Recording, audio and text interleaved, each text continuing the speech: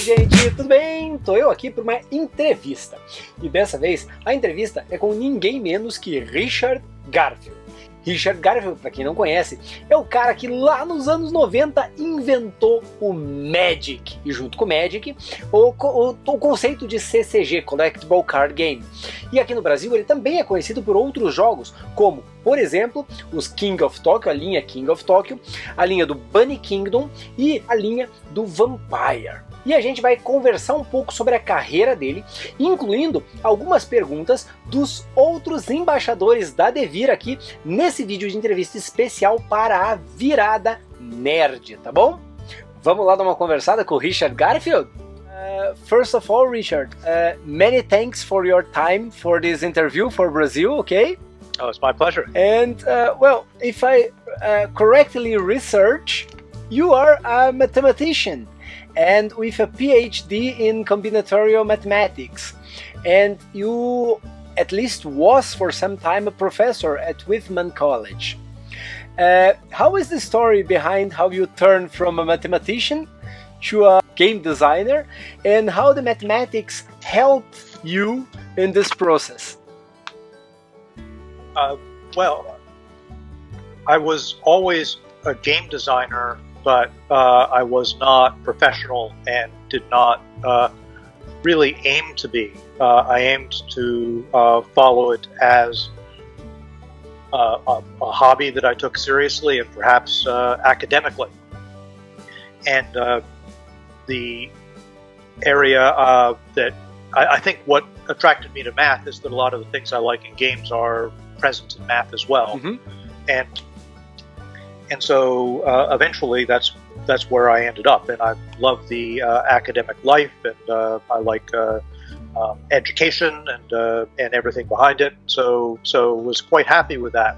And then Magic became a smash success, mm-hmm. and I really had to make a decision, and so I went with game design. It wasn't a difficult choice, but I wasn't leaving behind a life that I wanted to leave either. So, mathematics does help me with thinking about games and with game design, but I don't consider it vital. I see the relationship almost like a game designer.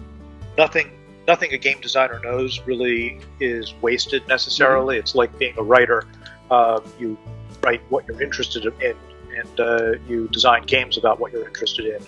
And math can help with that, but oftentimes math is similar to spelling with writing, where it's not vital to being a good writer. It's just a tool. And you just mentioned the success of Magic, yeah? But if I'm correct, Magic was your first published game in '93, I think, but was not your first game to pitch to a publisher. I think Robo Rally was ready before Magic, but I read somewhere that Wizards of the Coast think the Robo Rally was too expensive to publish, and he wants something different, and they make some kind of order you to develop something different that later on became Magic the Gathering. Is this story right? How was the early days of your development and the development of Magic itself? Well, that is correct. Robo Rally was designed first, and I considered it my first publishable game. But after I had done a little bit of research, that was one of the reasons why I wasn't going into game design. It just looked too difficult to get games published and to stake your future on it. And I had a good friend, Mike Davis, who loved the game and decided to represent it to various publishers. He actually pitched it to, I think, over half a dozen, so 7 or 8 publishers, before he found Wizards of the Coast. And Wizards of the Coast, as you say, they liked the game, but thought it was too expensive. They hadn't published any games yet, and were aiming to do role-playing games, which are much simpler to publish than boxed games. So they asked for something that would be easier, cheaper. Magic did not actually end up being all that cheap. But the idea excited Peter Adkison and me so much that we made the effort to go the extra mile on it. Você já parou para pensar o tamanho que é o legado que você construiu através de Magic the Gathering? É um jogo que fez a minha adolescência, eu cresci jogando e hoje eu tenho o prazer de começar a jogar com os meus filhos. Já passou pela sua cabeça o tamanho disso, de você criar um jogo que transcende gerações?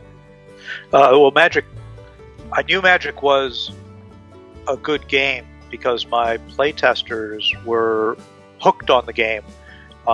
Even 2 years after it was designed, when it was published, they were still playing it, even with just the playtest material. However, I did not think that meant that Magic itself would be successful, because I had seen other games that I liked and thought were really good designs that weren't particularly successful. So Magic's success constantly surprised me for a long time.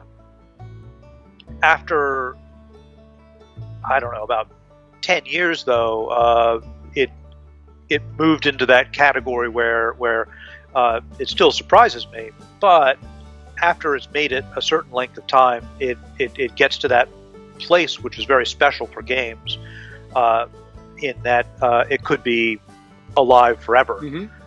You look at a game like Scrabble or Bridge or chess or any of these old classic games. There's no particular reason why they would ever stop being played once a generation of people have played it and taught it to their kids. And so I was very happy to see it get to that point. It's one of the things I love best about games is the fact that they can continue to offer the player something throughout their life. Olha, acho que geralmente é mais os fãs. Os fãs têm uma expectativa quando um design faz um jogo de sucesso e eles ficam com aquela expectativa para o próximo jogo. Então pode ser que os designers, quando criam um sucesso e vão para outro jogo, tenham aquela sombra, né? A sombra do que fez um jogo bem legal, e será que o próximo vai ser assim? Então eu queria saber de você se... No meu pensamento eu pensei em Magic, mas quando você cria um jogo que faz um baita sucesso, essa sombra, esse peso, essa pressão dos jogadores, das pessoas que gostaram tanto de um jogo, e quando você vai fazer um próximo, você sente esse peso, essa sombra sobre você, do seu sucesso anterior? Ou é? No. In the sense that when you take a step back and you see a success like Magic, you have to be realistic and say you can't really count on that. People don't create more than one Magic. I was able to focus myself on my love of games and exploring them rather than trying to beat Magic or compete with Magic. And so I've invested a lot of my design time into designs which are exploration, only interesting to me, sometimes interesting to other players, and I think that's been pretty successful. It has not created any other Magics, but it's created a lot of games I love, and I've never felt like I was being derivative, because I'm always doing things which are interesting to me, and that's what I love about game design. Nice. And if I'm correct, you also worked for a long time as a full-time designer at Wizards of the Coast. Just after the success of Magic, you was hired by the Wizards of the Coast. How was to work in a game company as a full-time designer? It was fine. It was good. But my position at Wizards, of course, was not your typical game designer working for a publisher. I was able to work on what I wanted and really steer the game development of the company. So it may not be the experience shared by a lot of people working at a big company like Wizards or Hasbro. But I felt like Wizards was very supportive of whatever I wanted to work on, and it gave me the opportunity to really learn a lot about the business end of games as well as the what makes them fun to play. And when I became a full-time game designer, independent game designer, it was nice to have the freedom to work on things which weren't necessarily of interest to your immediate employer, but that you could take to somebody else speculatively, or just put in the closet, take out later. So I think for me that was a good shift. But my experience before was good and educational as well. Nice. And one last question about Magic. You still work with Magic, or nowadays the entire development for the Magic line is in charge of Wizards of the Coast Hasbro?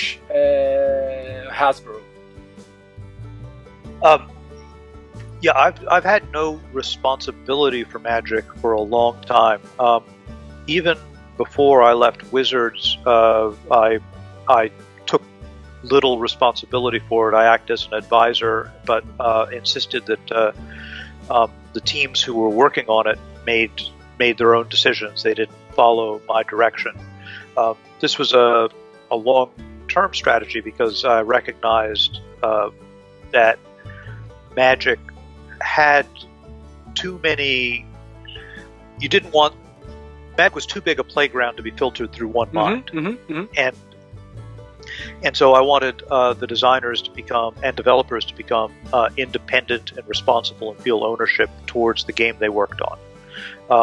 So that was what was set up very early, and it's been maintained. Now, I do go back from time to time and work on an expansion, and sometimes my opinion is asked on some things, and it carries no official weight, but they are asking out of respect, and so I respond with whatever intelligence I can muster on it. And about other CCGs, you design not only Magic, but for instance you design also Vampire. And it's very interesting because all cards that are now published are retro-compatible with the original game from 1994. How is Vampire: The Eternal Struggle comparing to Magic, in your opinion? It's very different. It was my second game, my second trading card game, and one of my goals in leaving Magic and working on other trading card games was to demonstrate to myself that you could design many different games within that form of gameplay, and so I was intentionally trying to be very different from Magic, and the result has been very appealing to some of the players, people who, at least in part, were the people I was aiming it towards, but at the same time, it couldn't compete with Magic in certain aspects.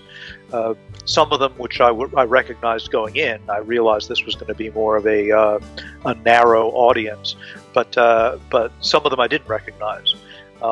It wasn't until after I designed Vampire that I really realized how important game length was to trading card games.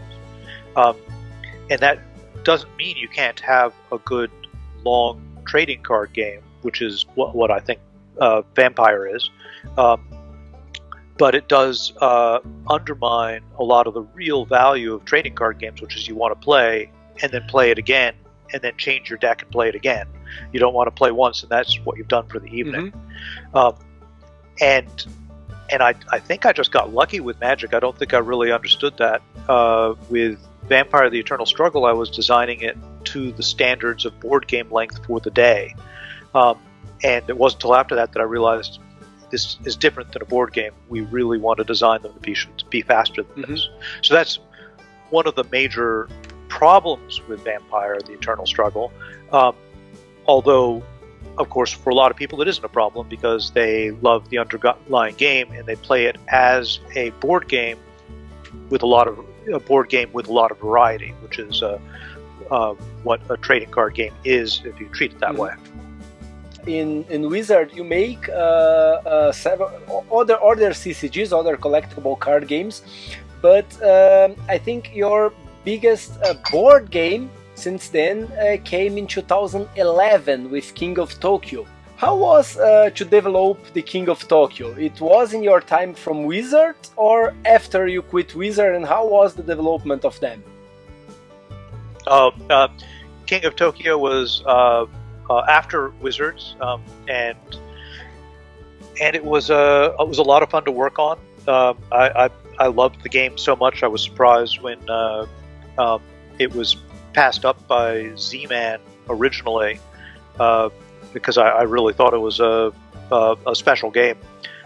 Yellow recognized that immediately, though, and they provided it with a look and a feel which was just perfect, just what I wanted, which was to say exciting but fun and humorous, and so they've been a wonderful partner for that and many other games. The development, a lot of people divide game design between mechanics first and flavor first.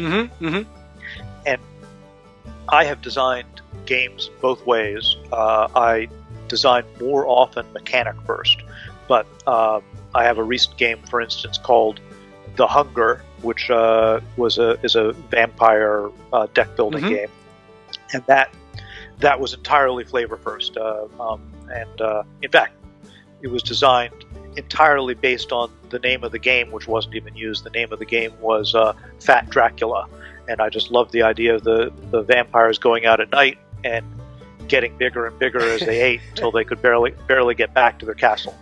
And so that was definitely flavor first. King of Tokyo was mechanics first. I began with this idea that Yahtzee is a really wonderful game. It's perfect, except some people would like more interaction. I don't think interaction in such a game is necessary, but and some people would like more flavor because obviously Yahtzee is very dry. And so I set about as an exercise designing an interactive Yahtzee which had flavor, and then the result, of course, is King of Tokyo.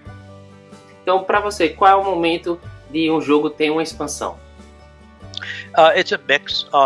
Some games that are, if a game is successful, guaranteed the publisher is going to be interested in expansion. Sometimes that's harder to do than it appears. It wasn't actually as easy as I expected for King of Tokyo, and other times it's very easy to do expansions, and if the demand isn't there, the publisher won't be interested. But if it's easy enough, maybe they will. So with a trading card game, it's really built to be expanded. And so it was kind of surprising to me when I moved to King of Tokyo, the considerations I had to make for its expansions, because, for example, everybody was telling me that what they wanted for King of Tokyo was to have it so that the characters they were playing would have some character. And so when they played Mecha Dragon, they were different than playing Gigazor. And so I began out with that because that seemed like a no-brainer, and I'm sure that a lot of developers would have gone that direction. But every time I did something I wasn't happy with it, and it took me a long time to realize that that approach was undermining the player's decision-making in the game. In that when you play King of Tokyo, if you're a casual, fun player, you can do whatever you like. And you can choose a strategy and stick to it. you want to play a little more seriously, and I like to make all my games playable on both the fun level and the serious level, then you want to adapt your strategy to opportunities and circumstances. You might want to be collecting victory points, but then you look at your role and you say, you know what I better do? I better get some energy or heal some points.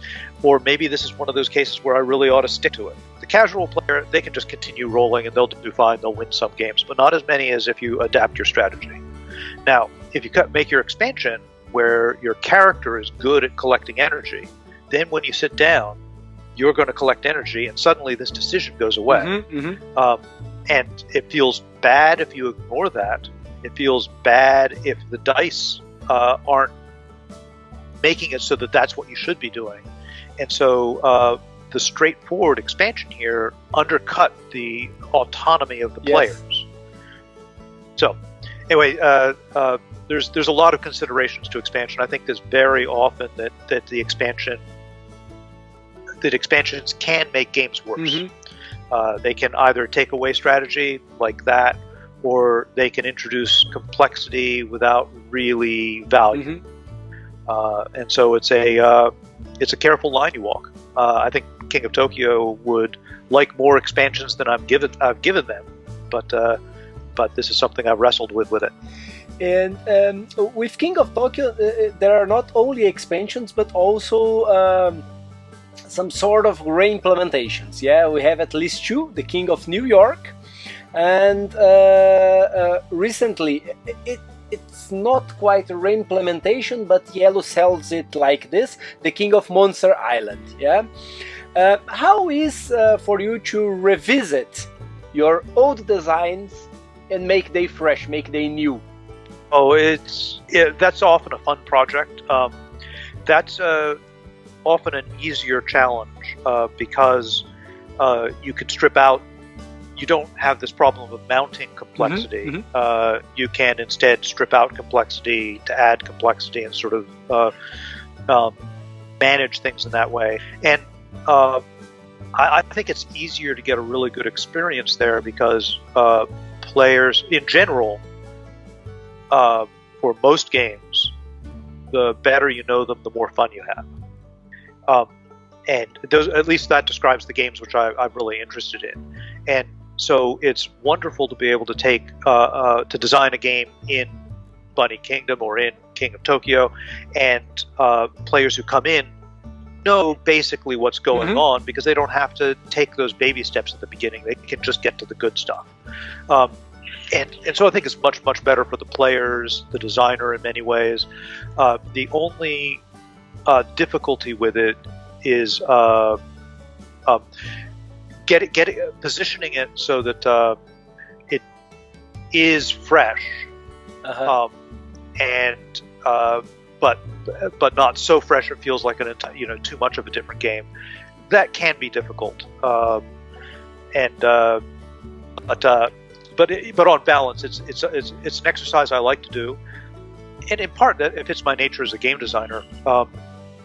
One of the earliest game design exercises I used to do was I would tweak every game I played, from chess to whatever our board games were, make new rules. Some of them were suggested by other people, and almost always these games were fun to play at least once, sometimes more than once. Sometimes they were as good as the original. The only reason why you would play the originals because that's what everybody else played. And so exploring games in the neighborhood of a game you love is something I love to do, and it's a lot of fun and it's easy. So and about King of Monster Island, I see it's a completely different game from King of Tokyo. Not only because he is cooperative, but you see other mechanisms that are playing around, but in the same time you see the familiar components from King of Tokyo. Was the game designed from the beginning to be in the same let's say universe from King of Tokyo, or that came later from Yellow? It was first. I have a partner who works with me in my game design company, and he in particular is a big fan of cooperative games. I've got more of a cautious relationship with them, and it took me a long time to really believe in a cooperative King of Tokyo. In fact, I saw there was a dice-based game on Steam that I played. I forget the name of it, but it sort of had a dice mechanics in a similar vein, and it really convinced me that this is a game that wanted to be made. And of course, cooperative games are so much more popular these days that I was looking at all the different examples out there and wondering what would make me really love them. But once we decided this basic form for King of Monster Island, where the monsters were going to team up, you're going to use the basic Yahtzee style rerolls and try to beat off an alien invader. It was straightforward, and I was able to add sort of the level of variety which I really like to see in these games, and all sorts of different avenues for players to work together, which I think is really important for this style of play. It was a lot of fun to work on. It was a lot of work. Developing a game like this is much more challenging than developing a game like King of Tokyo, because when you're doing a competitive game, your players, your opponents, sort of make your challenge. With a cooperative game, you have to design different games for different levels of player, which means you've got to be different levels of player, know what they're capable of. It's a lot of work, takes a lot of people, but it was a lot of fun and a beautiful result in the end. With a lot of people. Both a lot of people from Yellow really helped with both with the design as well as the development.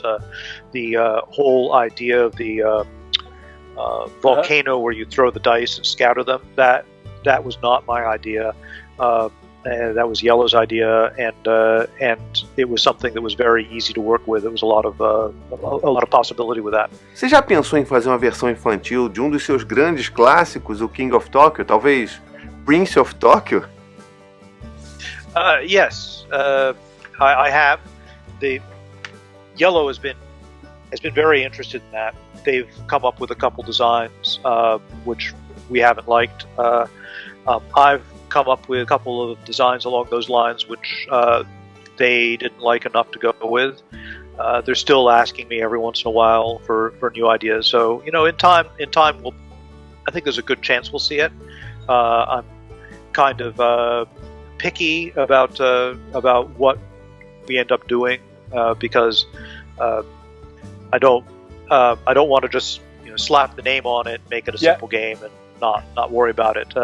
That is easy to do, but it's not why I'm designing games. And I've also got some young kids, and we're doing a lot of gameplay, and so I think that will probably get me motivated to finish one of those ideas. In 93, 94, you create collectible card games. And that is an entire new concept for the game industry. And in 2018, you came up with another breakthrough idea that was really unique. Is this unique system, the Keyforge, where every deck is unique and you must live with them, play with them. You see people creating one breakthrough mechanism, but you create two. How you came with the idea for Keyforge? Well, Keyforge was something I've been thinking about for a long time, but it wasn't possible to do. The publishing technology was beyond what was reasonable when I first started thinking about it. But really, people look at Keyforge and it's very much not a trading card game, but they have trouble not referring to it as trading card game. And in some ways, that's natural because it is sort of in the same area of a very massively modular style of gameplay. And so I think the inspiration for it really came from a similar place.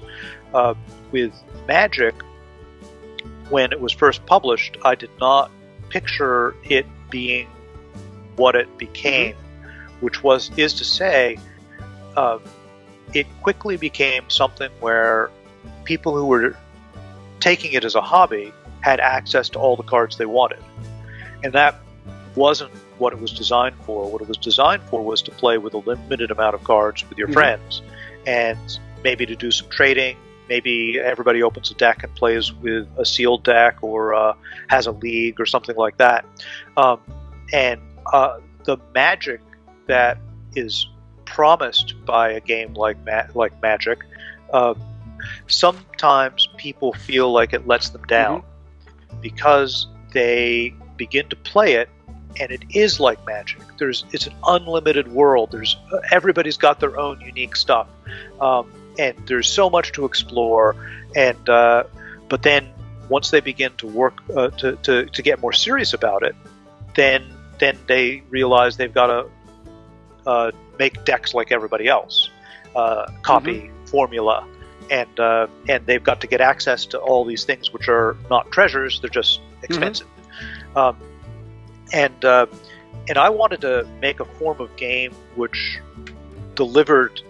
kept that promise alive, which is to say, what you have is a treasure. Nobody else has it. They may have some of those cards, but they don't have that deck.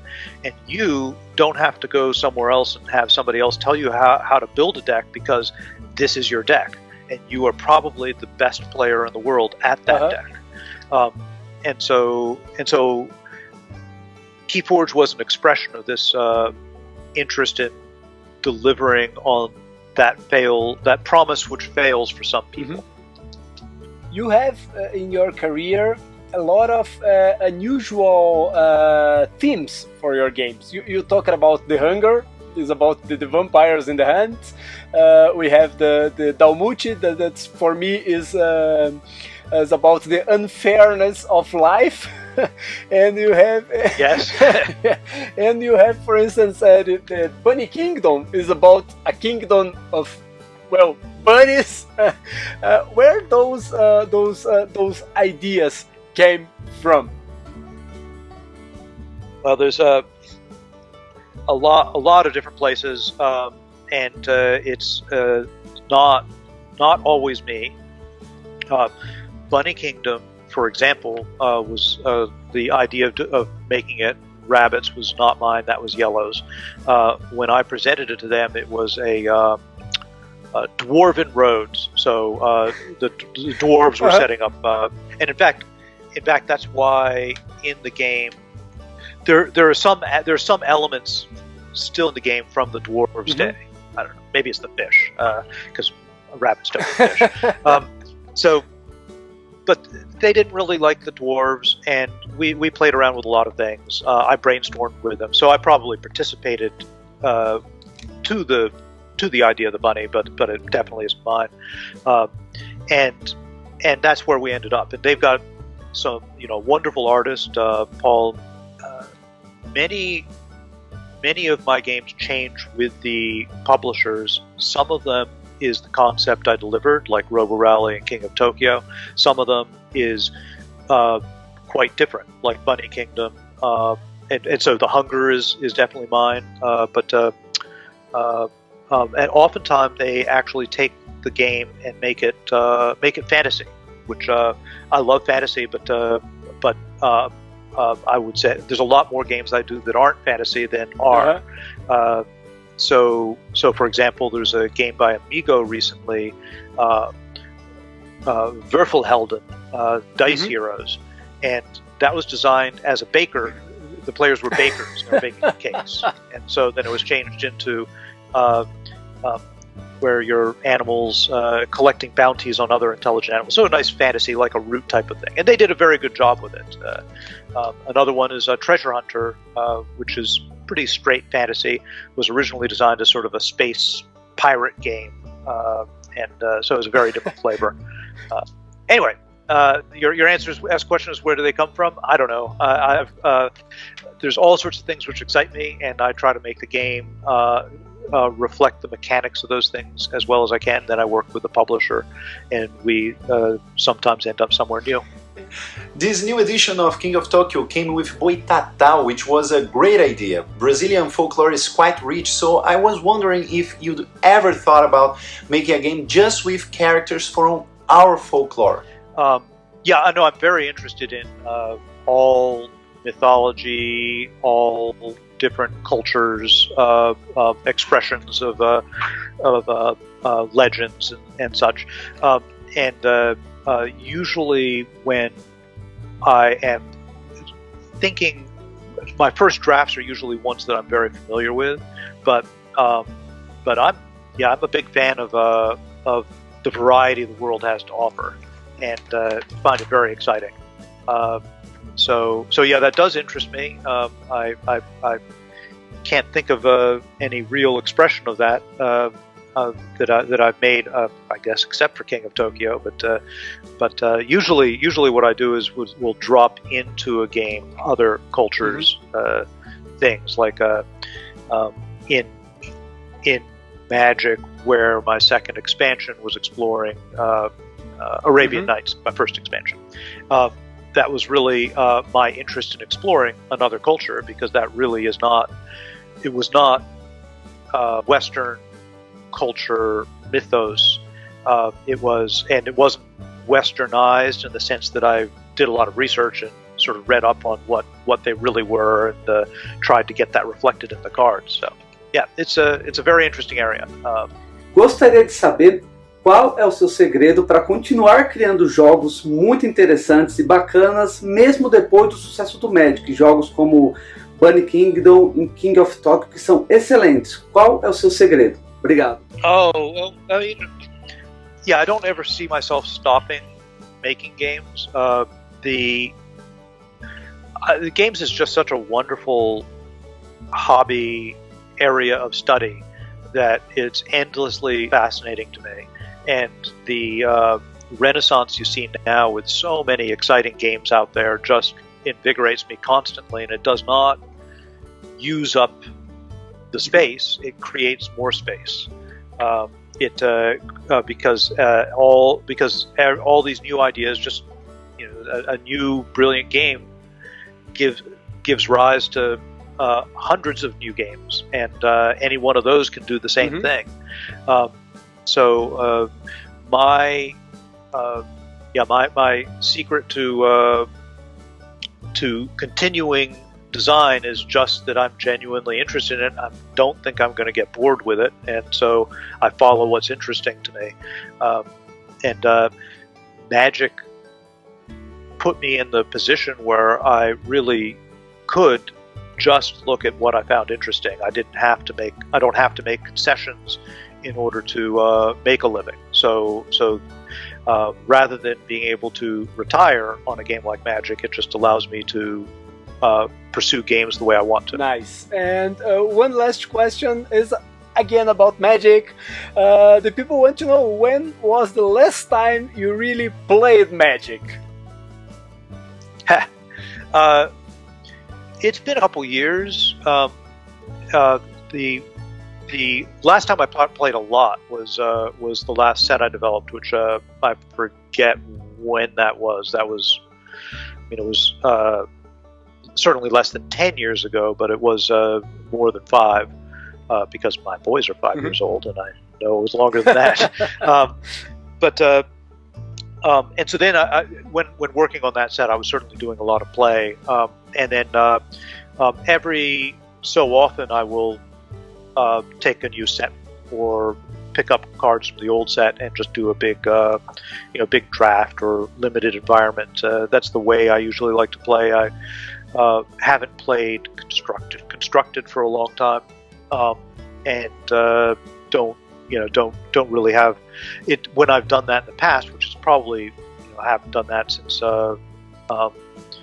it could have been since I worked with Wizards, but But it was a lot of fun. It just took a lot of time, and really that's what moderates me with my Magic play, is that it's a game where once I start playing, I want to play a lot, and I have a lot of fun with it.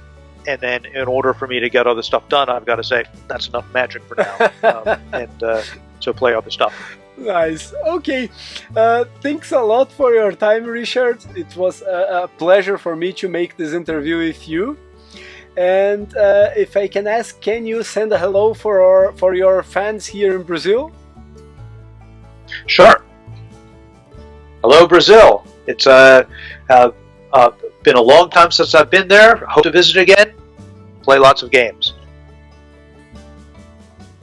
Bom, eu espero que vocês tenham gostado da entrevista. Se vocês gostaram, não deixe de curtir ela e também não deixe de se inscrever no canal e ativar as notificações, que é o sininho que a gente tem aqui embaixo. Aí vocês vão ser avisados quando a gente soltar vídeo novo aqui no canal. Também não deixe de dar uma olhada nas outras formas de comunicação que a gente tem: Twitter, Facebook, Instagram e nossa página na internet, homirplayhouse.com. Um grande abraço e até a próxima!